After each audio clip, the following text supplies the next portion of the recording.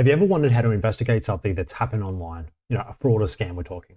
If you have, I'm going to show you everything that you need to know to be able to investigate it from A to Z. So first, I'm going to be walking through a case study.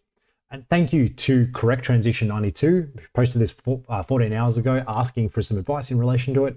I'm going to be walking through it in the eyes of law enforcement, in the eyes of an investigator. I'm going to be looking at the different types of messages, about the different websites, how to trace all of that, track it, who you can request information from, what type of information you can request. So if you are a victim of a fraud or scam and you would like to understand, or you're in the process, or you think you're being scammed, this should give you some information to be able to do your due diligence. If you're an investigator and you have no idea where to start, this is also a great starting point for that. The post reads, "Hey guys, I got scammed by a task scam or a remote employment scam. I got a WhatsApp message from a girl named Anna.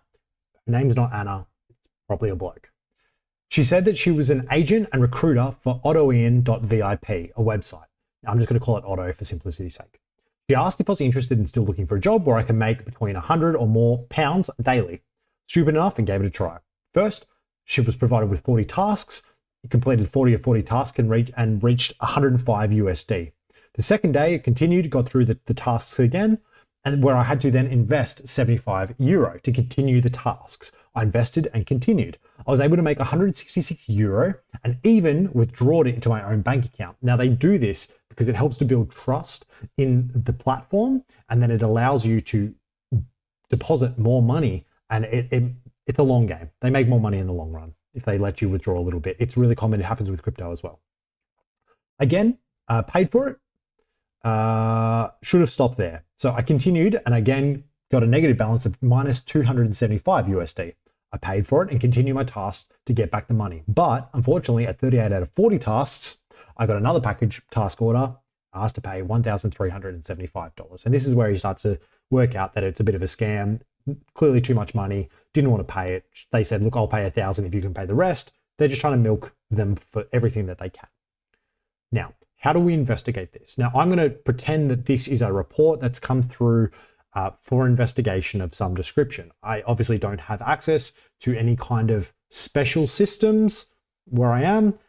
This is purely just free information that it can be found on the internet and how the process works.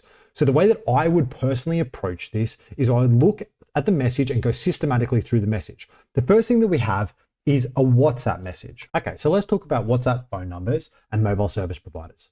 So the types of information that we can get from these can only be provided to law enforcement, or if you've got a court order or something like that. So if you're a civilian, you're not going to be able to get this information. If you're a victim of fraud or scam, you need to provide this information to police, to law enforcement. So from WhatsApp, typically in my experience, you're going to be looking for IP addresses, right? And you're going to be looking for device and user agent information. Okay. This is typically what we're going to be looking for. That's obviously going to give like time and date with those sort of inquiries. They do sometimes have subscriber information, but realistically, like they just provide fake information. That's the same as the mobile service providers. If they're a voice, like a VoIP number, voice over the internet, it's very unlikely that any of the information actually means anything. So don't really focus on that too much. I would focus more on the IP addresses and the user agent information. So IP addresses, is it a VPN? Is it not a VPN? You can use a website such as Spur to be able to do that, or you can just look up, if you just Google like VPN checkers, you'll be able to paste the IP addresses into that and you'll say like, is it or isn't it? Is it a proxy? And you'll be able to be able to look that up. Okay. Now, device information, user agent information, that'll tell you whether it's an iPhone, whether it's Android, whether it's an iPhone, 14, 15, whatever type of device it is. If it's a Windows or Mac computer, all of that sort of stuff. That's really good because you're going to need that later on for if you're going to get to the point where you're doing a search warrant, for example, and you're trying to seize these things and then do digital forensics. You need to know what devices you're looking for. This is all where it starts. Now, it's very similar with your mobile service providers. You're going to be doing pretty much the same thing. You're going to be looking for IP addresses. You're going to be looking for the user agent and device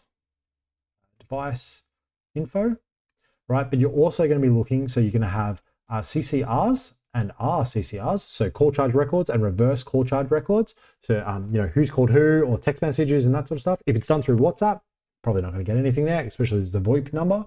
And you're also going to have internet records. Internet records. Now, both of your call charge records and your internet both have tower locations.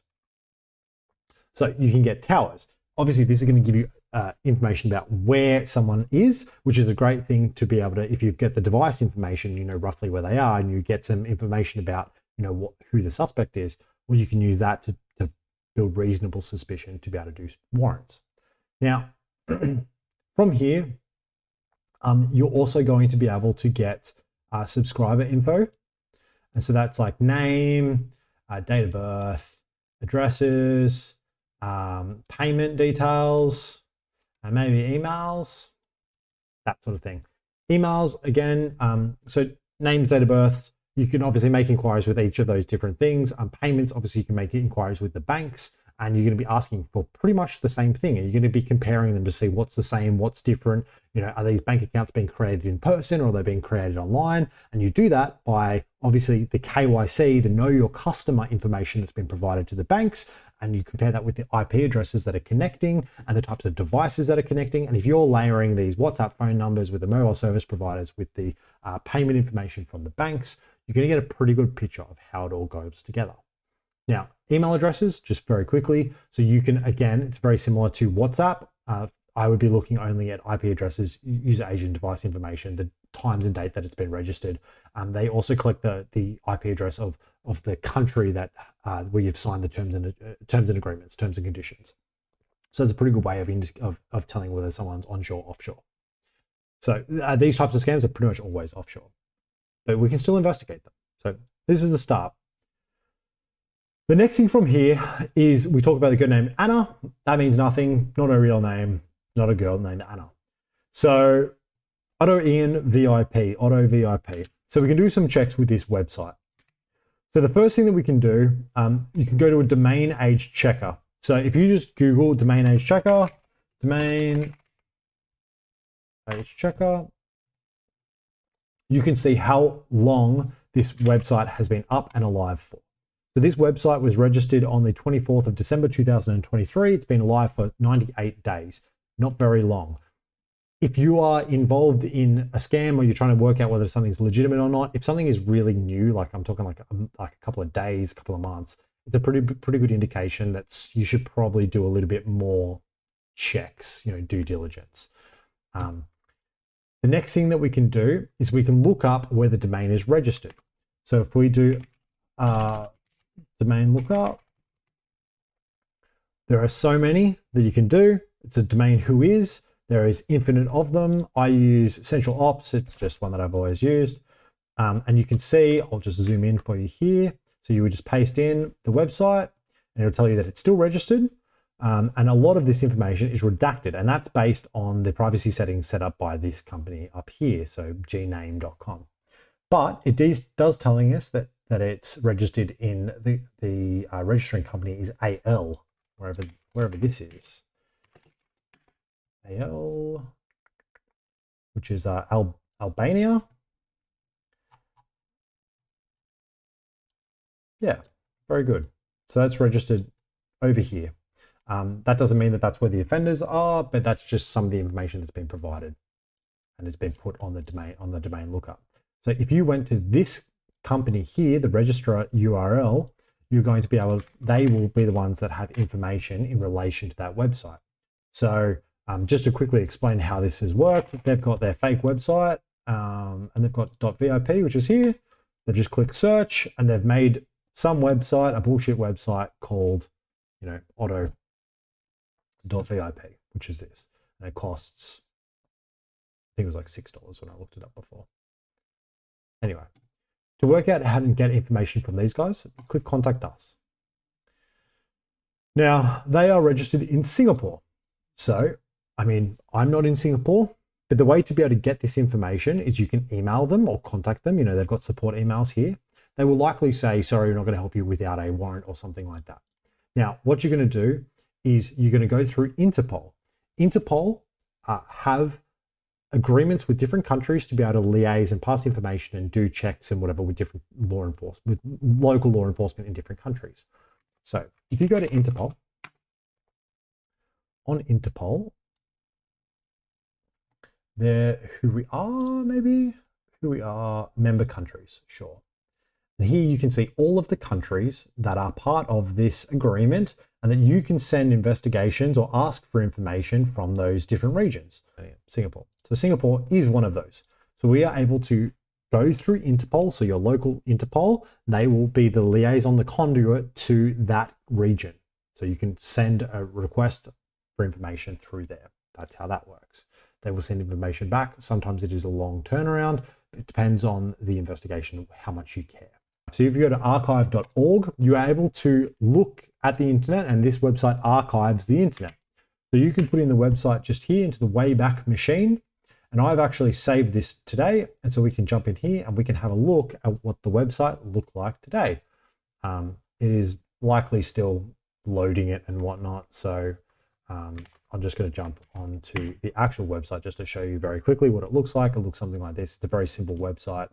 It just says about Otto. It's translate to English. It's very simple about us. Like, it's clearly a scam.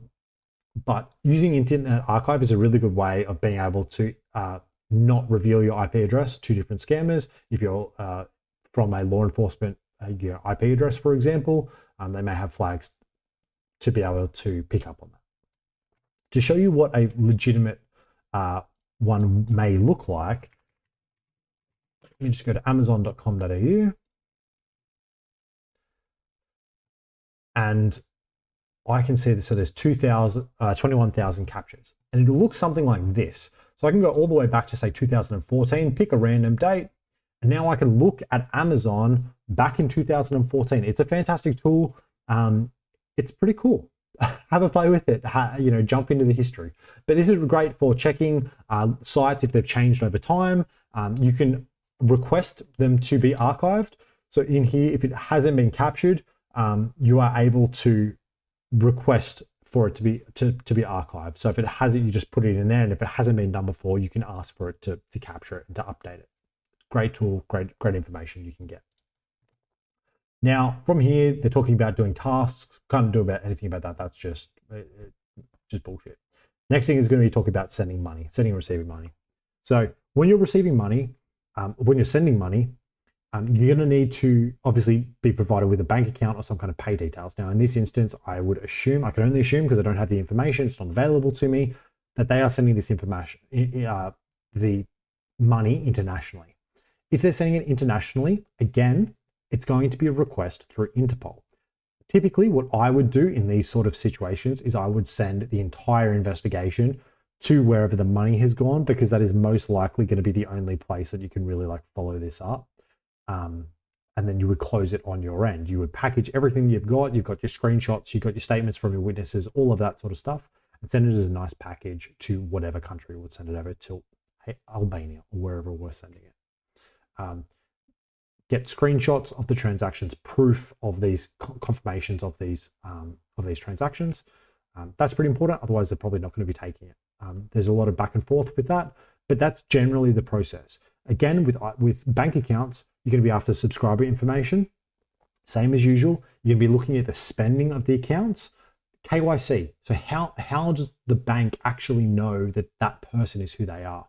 Have they opened it in branch? Have they opened it online? Have they displayed their passports? What's the sort of information?